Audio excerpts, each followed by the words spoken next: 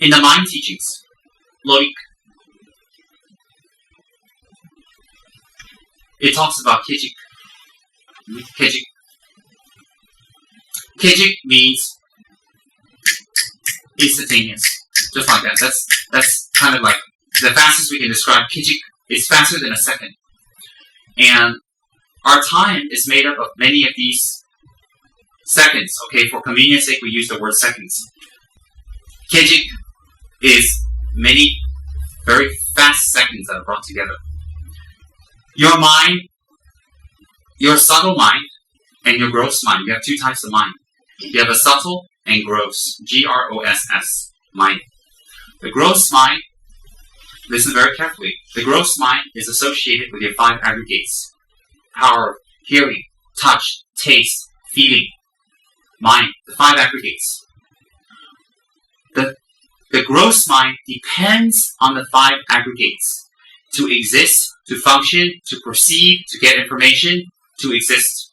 It depends on the five aggregates, which all of us have unless we're blind or deaf or one of those. And what happens is this gross mind arises from a subtle mind. The subtle mind and the gross mind are one.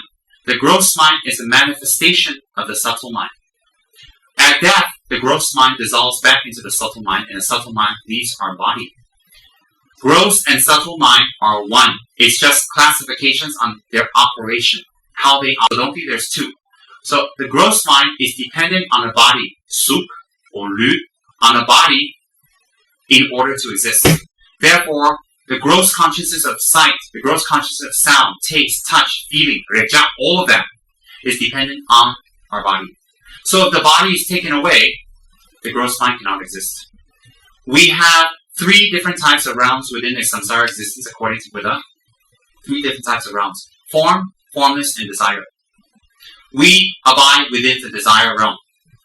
Within the desire realm, planet Earth is one small speck of existence within that.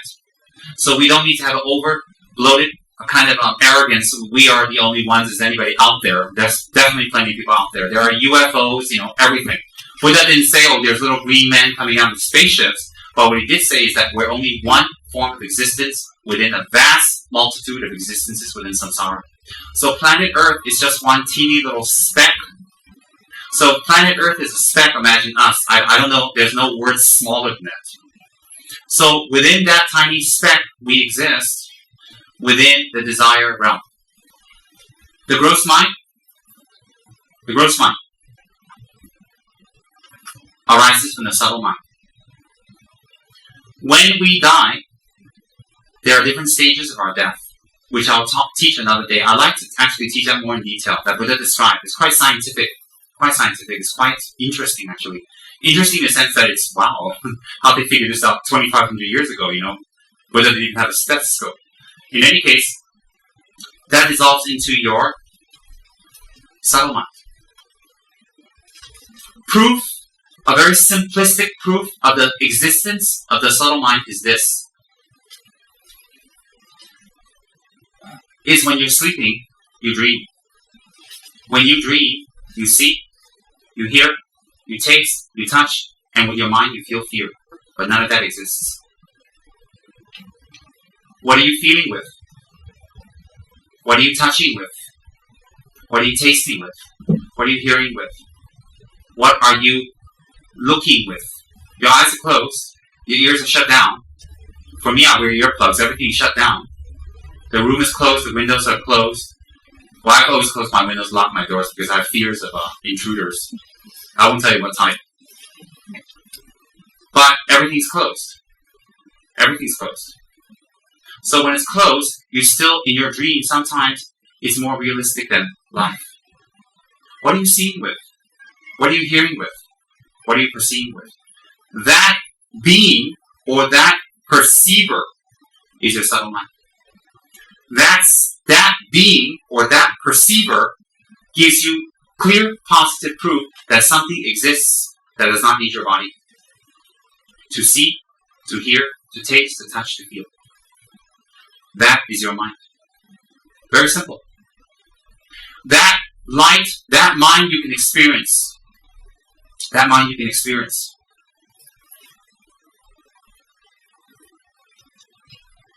It is said, when you sneeze, suddenly your heart stops. When you have sexual peak or orgasm, a very split second, there will be a clear white light or clear light. That is not something on the outside, that is your mind. And at time of death, those 3 times, that subtle mind will appear to you. When you die, that subtle mind will not be something you see on the outside. It is something that you are within. You will see a clear, white, clean, vacuous light. The light is like a womb. The light is very loving and nourishing and very touching. The light is very welcoming. And the light gives you a sense of peace and a sense of happiness and a sense of belonging.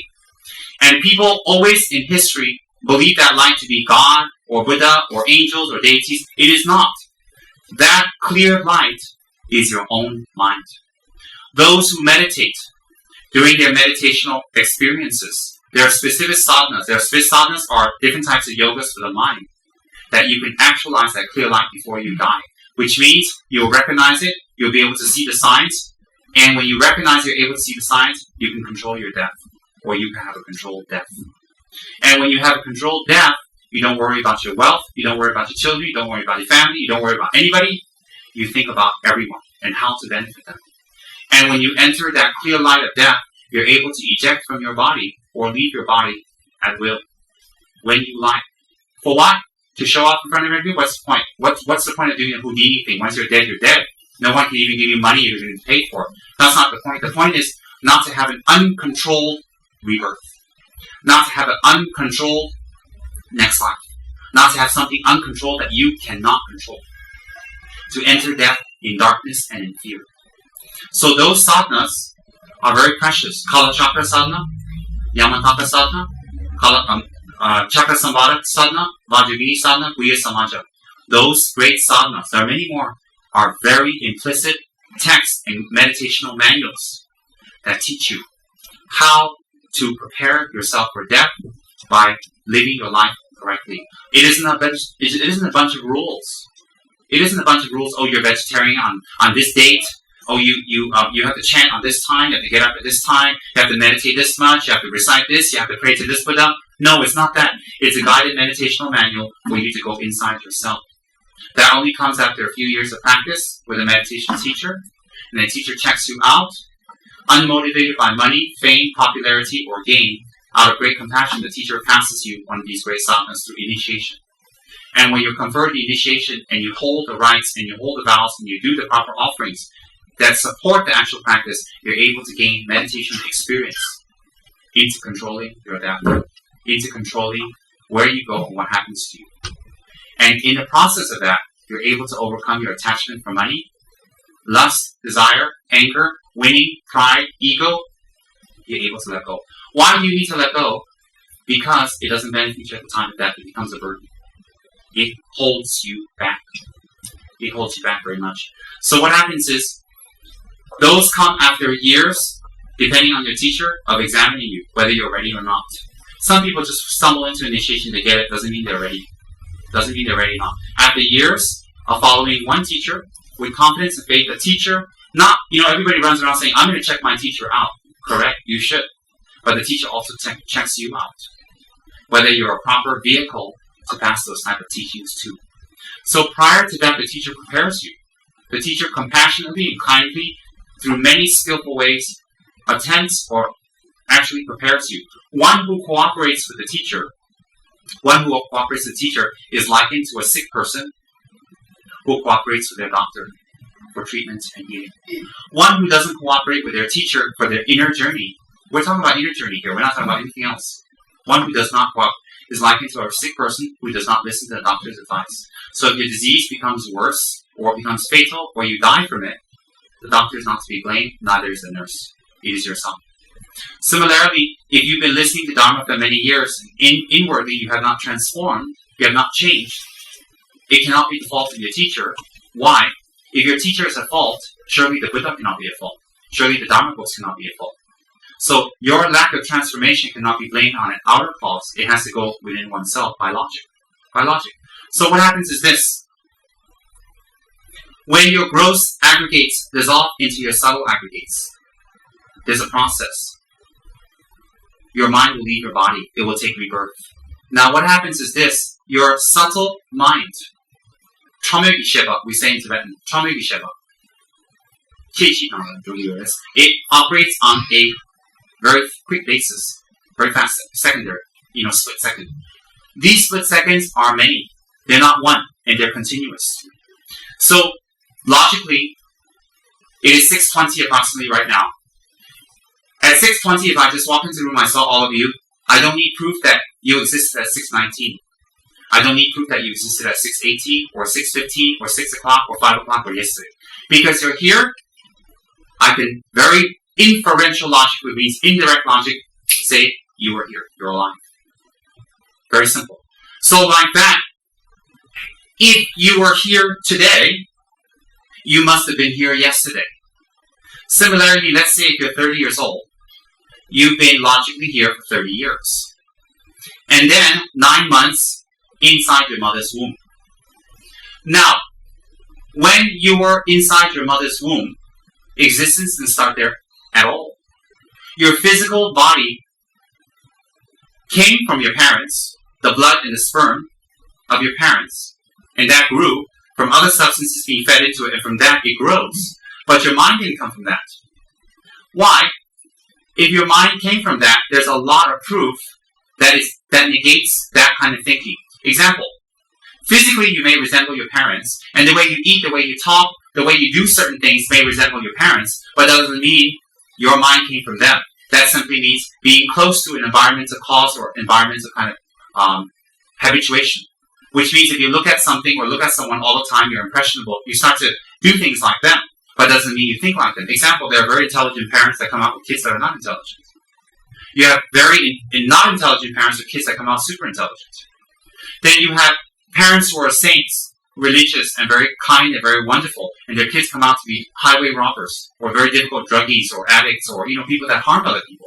Now, if their mind came from their parents, they have to be exactly like their parents. Or if their parents is wonderful, they have to be wonderful. If they're not wonderful, it is logically to say their parents are not wonderful. Why? If you came from your parents, that's negated out. Completely negated out. So therefore, there are some parents that are very, very spiritual. And there are some kids that couldn't be bothered. And there are some kids who are very spiritual, there are parents that couldn't be bothered. So like that, it logically negates that your mind comes from your parents. So therefore, let's say you were conceived at like 12 a.m. Okay, your father and mother got together, they did their little thing, and you were conceived at 12 a.m. At 12 a.m., the sperm and the blood mixed. Your two cells became two. It's going to start multiplying to create you. You're a 2-cell being or 3-cell being, whatever. At that second, your physical body began to exist. I put that in inverted commas. I'll talk about that later. It began to exist. But your mind also at that time entered into that conception. When your mind had entered into that conception, let's say you were conceived at 12 a.m., where were you at 11:59 p.m.? Where were you at 11:58 p.m.? If you were conceived at 12 a.m. on Wednesday, where were you on Tuesday? Where were you on Monday? Where were you on Sunday? So therefore, it is logical to assume that our mind is on a secondary basis and is very quick. Because if we exist this moment, if we can think, perceive, touch, feel, like, and dislike at this moment, we definitely could have perceived, like, dislike, and all that the previous moment, and so on and so on. Like that, at the moment of conception, we know where your body came from, but where did your mind come from? It couldn't have come from nowhere. Illogical. It couldn't have come from your parents. We just have negated that out with logic again. That's how the Buddha taught us. That's how the Buddha spoke. That's how we are taught in the monasteries. We don't just sit there and chant, yodel in the Himalayan mountains. No, there's a lot of philosophical thought and meditation, contemplation, and debate to think about the subjects. People think Tibetan lamas fly in the sky, they yodel in the mountains, and they can melt on snow. Some of them can, but I'm not interested in melting snow. If I want to get a hairdryer and melt snow, I don't need to do that with my body. I don't want to sit in the mountains naked and melt snow. What's the big deal? What's the big deal? Hair dryers can melt snow, so I don't need to be a hairdryer, do I? But what we need is logic here. You don't want to spend your whole life meditating, getting the power of tumo or heat, and then you sit in the mountains, you can melt snow. Big deal. Somewhere they take pictures of you naked. Do some of you want to be seen naked? I mean, look at yourself. Do you think you want to be naked? Pictures taken? I wouldn't. I've seen myself naked. I wouldn't want anyone else to see me naked. And I don't want to be me, but some of you I don't want to see naked either. So, what happens is this. So if you were conceived at 12 a.m., where were you at 11:59? You had to be somewhere at 11:59 to exist at 12. Your previous life.